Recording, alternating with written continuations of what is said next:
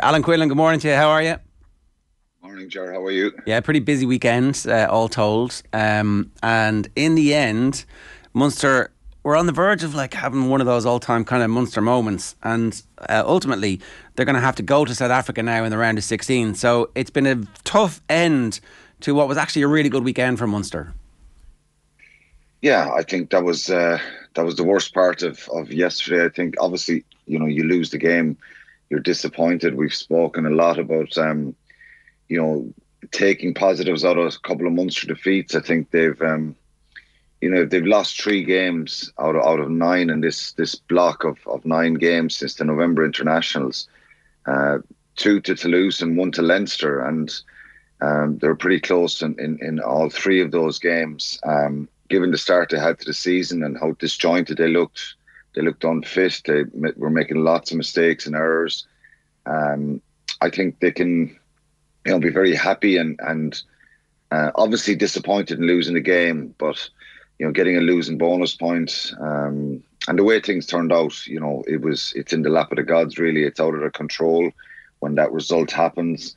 And they probably got the worst possible scenario of having to travel to South Africa because it's going to be very, very difficult. South Africa will have all their internationals, long distance to travel, home for a week, and then back out there for another couple of weeks for URC games. So it's it's a tough challenge for them. But I think they can be very pleased with a lot of what they did yesterday and the fight and determination and the improvement they're making.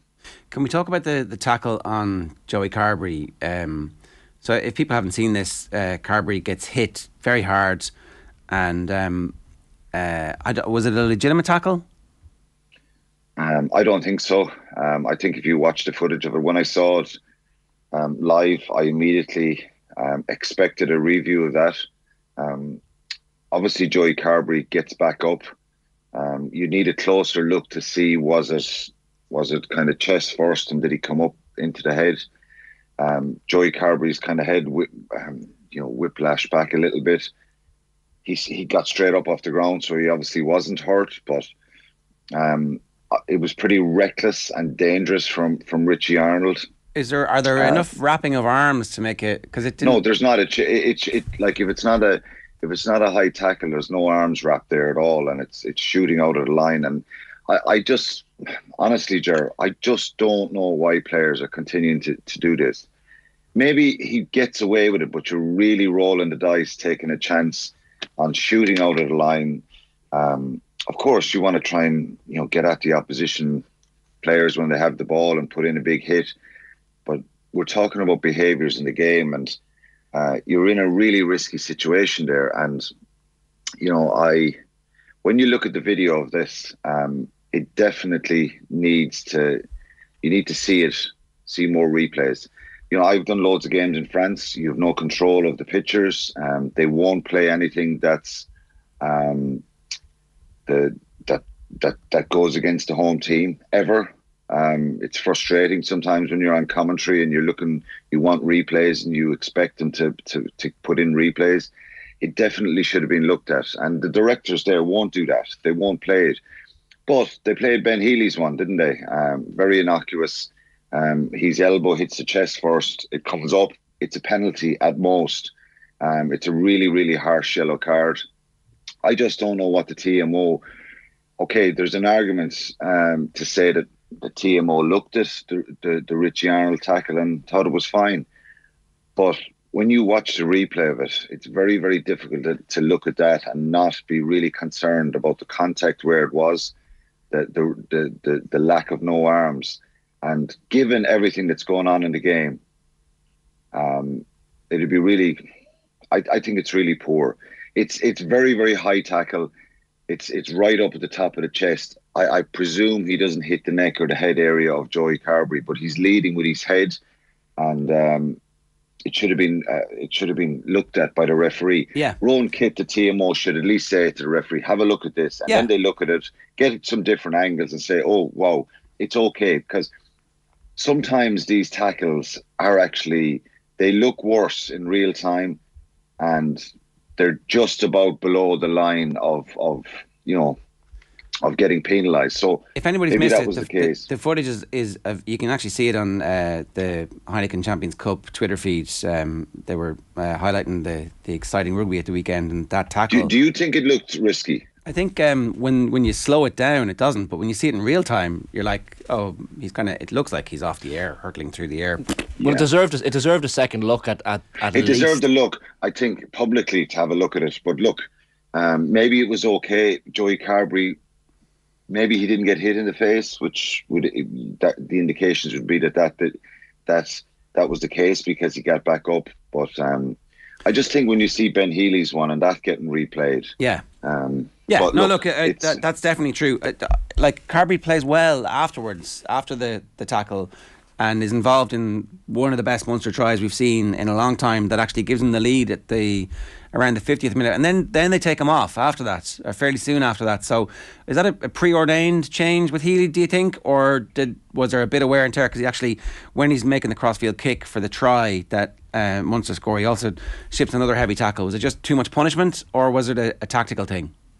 It's probably a mixture. I don't know, because I think when the coaches talk about that, I'm sure they'll be asked this week. I think it was a bit of wear and tear. I think it's a bit of the physicality of the whole game. He got some heavy tackles.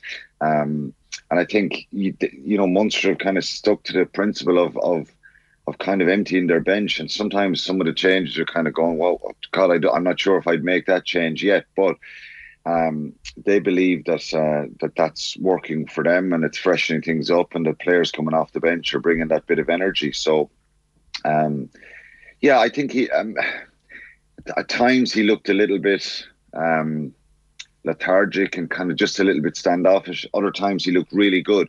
I think it's a really tough time for Joey Carberry. Mentally, it's hard, and Toulouse's line speed was phenomenal yesterday. And it was always, I said this last week, it was always difficult. When you get dropped off an Irish squad and you go back and play with your province, you think, I just get back playing, get a big performance, move forward. But, you go to Toulouse on Sunday and you're thinking it's very, very difficult situation. But, I think he did well. Yeah. I think the missed kicks were very, very surprising. And even the kick he got. So I'm not really sure what was going on there, and I'm sure people are the same. Those two missed kicks were really uncharacteristic. Well, maybe he's feeling the effects of that giant hit. That's possible. Maybe. So just to talk briefly about the tens, where we have it up here. The Ireland selectors were at the Leinster game on Saturday. Certainly the head coach and Mike Catt were both there. And Ross Byrne has a relatively straightforward game. Again, misses some kicks that you would expect him to make. Has one fairly egregious inside his own 22 crossfield kick that Racing managed to snaffle, and you're like, oh, it's almost as if like all of a sudden there's just a little bit of extra pressure on, and he wasn't as flawless as he normally is, but then the rest of the team weren't as flawless as they normally are either. So I don't know, is there anything in that, anything that we should read into? Not really. I think obviously with what's happened with Ross Byrne now, his performances are going to be looked at with a fine-tooth comb, and people are going to question certain things, and we're all kind of much more conscious now that he's back in the Irish squad. People will try and make look for weaknesses, but look, I think he's a very astute player. He's very rock solid in what he does. I think it was more of a probably team misfiring a little bit early in that game, and that first half there was some mistakes. Leinster may be looking around for certain players who have played so well this year in the competition to give them a bit of spark. They're up against a side probably who are really fighting for their lives. They're a very physical side, Racing, and they made it difficult. So a combination of that, a few errors. But if you're a halfback and you're going to handle the ball 50, 60, 70 times in a game, there's going to be some mistakes. I think you want to try and eradicate them and do most things well. So he had a couple of little things that didn't go according to plan. He didn't execute perfectly. The crossfield kick is, it's just an inaccuracy. I wouldn't read too much into it, but Leinster turned it around. I think he's. I wouldn't be too concerned or worried about that. I think Ross Byrne mentally will be in a good place now going into Irish camp this week. We've had a lot of negativity, Alan, in conversations in recent months around Munster, and yet does there appear to be a bit of light at the end of the Graham Roundtree tunnel? Because even defensively yesterday, they looked, without the ball, reasonably good. It speaks volumes for the work Dennis Leamy is doing, for example. Well, it speaks volumes, Shane, for what the players are doing themselves as well, and the coaches who've come in. I think it's a very difficult situation, and Munster are still short a number of players to start winning big games in Europe and be contenders for the competition. But I think what we've seen in particularly in these block of fixtures, these 9 fixtures, I think you've seen far more positives than negatives. Some of the decision making at times, yes, can it be better? But they're now a good side to watch. I know you don't win trophies being a good side to watch and still losing games. And I've said that about Connacht for a number of years under Andy Friend. They're a great side to watch, but would Connacht fans prefer them to be a bit bland in viewing and be winning matches and squeezing the life out of opposition? Sometimes, yes, maybe. But I think Munster are doing a lot of stuff right here. They're down in a lot of power. Dogbo is missing Thomas Ahern, Finian Wycherley, RG Snyman, obviously, but adding him into the mix that he's missing, we know that for a long time. But their reserves have been kind of stretched a little bit. They're a little bit short in the front row with more depth. But I just think the way they're playing and to see Fekitoa come off the bench, I think that's good for him. That's good for Munster yesterday. They're missing a bit of out and out gas and a bit of an X factor player in that back line. When do you think Snyman's going to actually see the field, or what's the? Well, I think the talk is February. For those URC games in February, that there's a real good chance that he's going to be involved for them. So that'd be a massive boost for him, and to have him in that run of. I think their focus has to totally switch now, which is stating the obvious to URC, because getting into the Champions Cup next year, getting a crack in at the playoffs in the URC is really important. And I think then they can look back and say, well, it's like qualifying for the Champions League in soccer and the Premiership. I think that's a really important box to tick, and it's still going to be quite difficult. But these run of games, Benetton, Osprey, Scarlets, Glasgow, okay, they're 4 games, must-win games for them. We should talk about Leinster, who have won every game they've played. When they play badly, they beat Racing, a powerhouse of European rugby, easily in the second half. And some of their players, particularly Ringrose, like Osborne, also really good. But there's just a standard now that they've set where we expect that they're going to take care of business, and there's kind of like why is this game still even at half time? Like they've really, I know Cian Tracy's writing today saying that actually there is problems. 2 games in a row, the defensive line out maul, 2 penalty tries last week and a try off it this week, and the scrum has creaked. So it's not perfect, but it's damn good. Yeah, they're not superhuman that everything's going to be perfect in their performances. I wouldn't have many concerns about Leinster. I think they're at a level, when you think that Tyke Furlong is missing Johnny Sexton, James Lowe, Jenkins, Robbie Henshaw. Imagine putting those 5 guys back in the mix. It's phenomenal. Their points difference is 150. I think La Rochelle is the next best at 66. So it shows how dominant they've been. You can look at the Gloucester game, the team they sent over and all that, but I think that performance in Racing set the tone for them. The way they've been going in the URC, and they're a team that of course, you're not going to have perfect performances every match. I think the first half is actually good for Leinster, that people are kind of bringing this stuff up now that they're not going to get caught cold.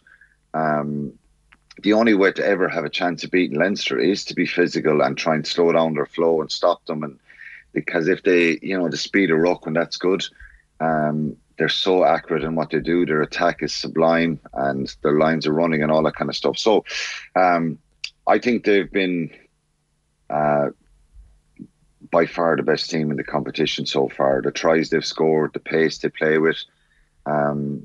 And they didn't panic the other day. You mentioned Gary Ringrose, just phenomenal rugby player. I think he's grown so much in the last couple of years. doesn't panic, brilliant defender. His attack, his skills, lines are running. Jimmy O'Brien was outstanding the other day. Hugo Keenan, all these players. That's good for Ireland, obviously, as well. But I think Leinster will look at that now between now and the pool stages, and sometimes the obvious, you can't do anything about it. Whoever they meet between now and the end of the competition, wherever far they go, I think it's theirs to lose. Really, teams will try and be physical with them, but it'll be interesting to see how Leinster cope with that this year. Ringrose appears to be, I guess, rising to the captain's armband even he had on the weekend, Alan. Like, he's been brilliant. Man of the match performance as well. A bit of an injury scare, I think, when he went over for the last try. A bit of a clatter from Wade, but he just looks imperious at the minute, and he's someone that Andy Farrell loves. We know that. Yeah, I think he's just very composed and calm, and his conditioning is phenomenal. He just backs up so many moments in the game. He's never stops, always looking for opportunities. But I think the most impressive thing is defensively in the last couple of years. Such a good reader of the game. Physically, has been stronger in contact, and he's just a handful for anyone to try and stop. And he's grown into a real leadership role as well. People look around him, and his composure. His leadership is his actions, really, and he comes up with big plays in attack and defence throughout any game he plays in. Yeah, I wonder, is he a potential Ireland captain? We just assumed that it was probably going to be James Ryan who gets the Ireland captaincy, and maybe we were wrong. Maybe one of the few undroppable players at the moment that we have in Irish rugby is Ringrose. I do want to give Ulster some flowers. We have been pouring on them, rightly so, over the last 5-6 weeks. They've been in the midst of an absolute crisis. Is this them turned around? Has the good ship been righted? Well, it's good for them, and they showed a lot of character and fight, and I think they finished the game strong, which was something that wasn't happening the last few weeks. It was tough because Sale are a very physical side, and I think if there's any sort of vulnerability with Ulster, it's that they can be a bit brittle at times. It can be broken down and got at physically. They had to dug it out really in that second half. They're behind. I think the reaction, the energy, the crowd make a huge difference for them, and it helps when they're held up over the line twice, and from both kickoffs they're back up the field again. So they showed a lot of spark there and determination and got the job done. And I think they can put some of those bad defeats behind them mentally. There'll be a real sense of relief here that they're in the knockout stages. Daunting task going to Dublin, for sure. But for them, they're not winners either. You know what I mean? They're not winners of this competition, and I think really important psychologically for them to be looking forward to the round 16 game. And so everything's not completely fixed here. I think they've got to keep working on that. But I think the biggest positive for them was they showed unity and they showed fight. They still have personality problems in the sense that they need better quality in certain positions, but a lot of positives for them to get the job done and get into the knockout stage. It shows the system is flawed, really, and the format is flawed when you win one game and you're into the knockout stages. And that's not having a go at Ulster, but I think we've all spoke about the format and people not liking it compared to the other system previously. But they won't care, Dan McFarlane. And I'm glad for him. I think they've worked their socks off and they've been in a tough place. And that happens in sport, so they can take a lot out of this. Quinny, what did you make of the Connacht team selection? Now, financially speaking, if they had got a bonus point win against Newcastle, they would have been home all the way until the final. You know, this could run into hundreds of thousands of euro, and this is a time, as has been covered in the papers, of player renegotiations on contracts where they need that sort of money. As it turns out, they played a slightly weakened team, I would argue, and ended up losing to Newcastle, which will have repercussions. Andy Friend kind of defending the selection after the game, but I don't know what you made of the pick, the 15. Yeah, hindsight's a great thing when things don't work out. I think he's trying to back the depth of the squad and develop that depth within the squad. Cian Prendergast, as it turns out, has had a foot injury during the week, so he wasn't kind of rested, but there was a couple.